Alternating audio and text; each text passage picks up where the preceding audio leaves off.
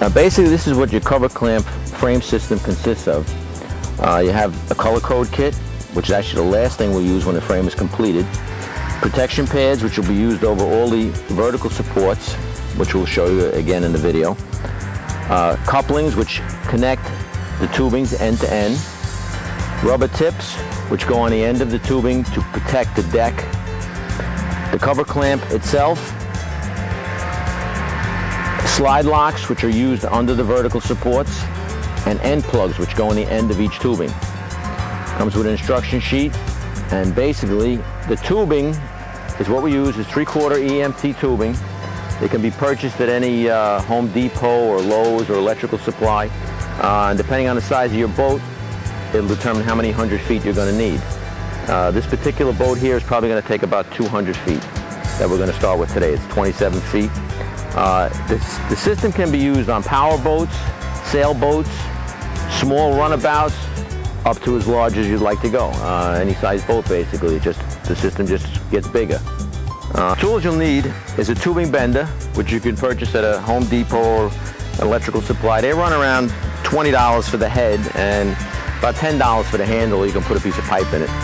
The other tools be a tubing cutter to cut the tubing, a nut driver to tighten the clamps, and a screwdriver to tighten the couplings and the slide locks. A ruler and a marker to mark the tubing, pencil or a magic marker. The first pole we're going to put in place is the first #1 ridge pole. We put rubber tips on the ends to protect the boat and protect us so we don't walk into the edge and get hurt. So we'll put these on. This one we're going to stand on the bow pulpit. Lay it against the bow rail. We'll mark it about a foot above the bow rail. What we're going to do is bend this to about a 90-degree bend, maybe a little less, so we come over the top of the windshield. We want to be about 32 inches above the windshield. Now we have the pole bent to the right angle. We're going to install it here against the bow rail with a clamp. When you put the clamp on, have the nut facing in so it can be tightened easily, and the rubber goes between the bow rail and the tubing. The next step is install a coupling with the screws facing down on the end of our first ridge pole. Tighten it slightly. We're going to install another length of tubing.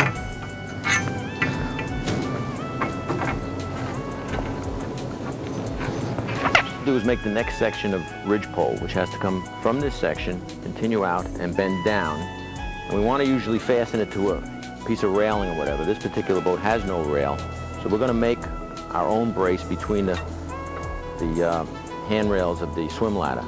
Now we'll install this brace across the railing.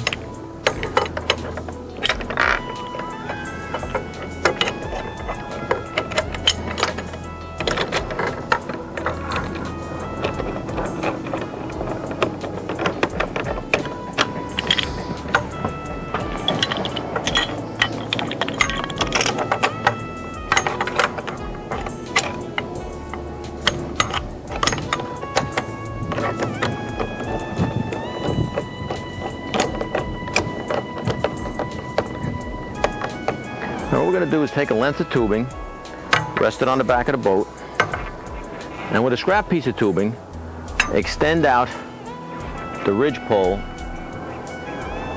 and where it meets we're going to put a mark and bend this. Now that we've bent the last piece of ridge pole, we're going to install it in its position, and we're going to mark it where it meets the end of the ridge pole before it. Install the coupling on the end of the ridge pole. We're going to install our last piece of ridge pole, and we're going to tighten that up.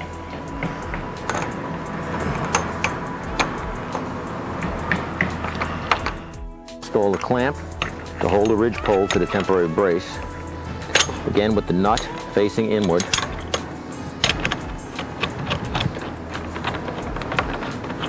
So it doesn't rub against the cover.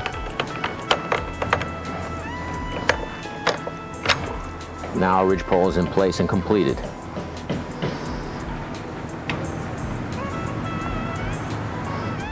As we said before, all the ribs are bent at a 60-degree angle. The only one that's different is this first rib we're going to install. This has more than a 60-degree angle. We bent it so it will meet the bottom of the bow rail, and we're going to clamp it in place right here. Take a clamp, place it on top of the ridge pole, again with the nut facing downward, put it under our rib, and tighten this in place. Now we'll count the number of ribs we're going to need to go the length of the boat.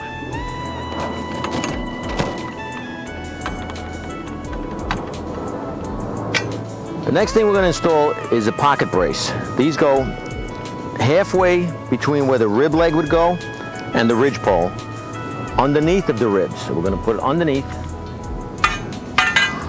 The next step is we're going to make a rib leg to fit here.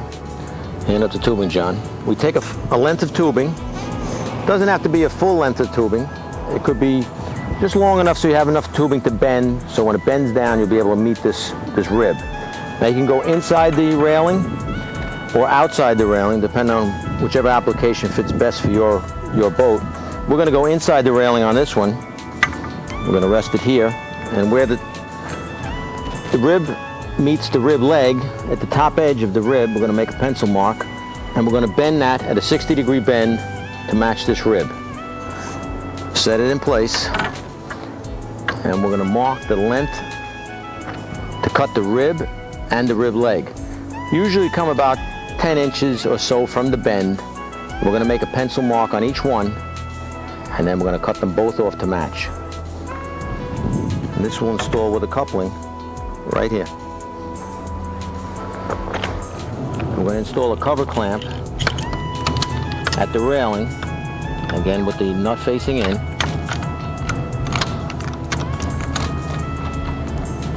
Just tighten it up.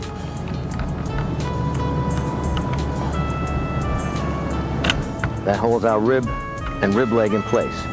We'll do the same thing on the opposite side. So we've made two rib legs the same. It'll fit right in place. The next step is to install the vertical support poles, which will stand basically straight up and down, about every 5-6 feet along the ridge pole, depending on where you need it. You look at it, see if you need a few extras. Preload the ridge pole, lift up slightly on it, just slightly, and then make a mark at the top edge of it, like so. We're going to cut it off at that point and install this with a slide lock underneath. And we're going to put a slide lock over the top, slide it down, just tighten it up temporarily. We're going to install this in place with a cover clamp.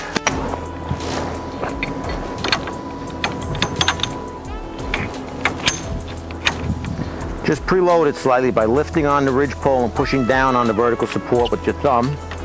Tighten the clamp. Then we're going to slide the slide lock right up against the bottom of that and tighten the screws.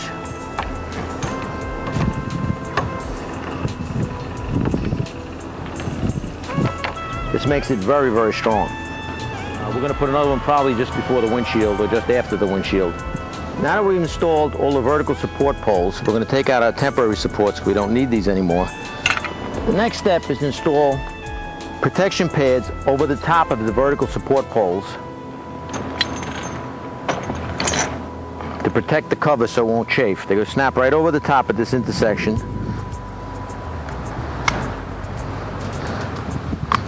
And the last thing is to install the color code kit, which will make this go together so easy. It's like a dream. Each one is colored differently for a different location.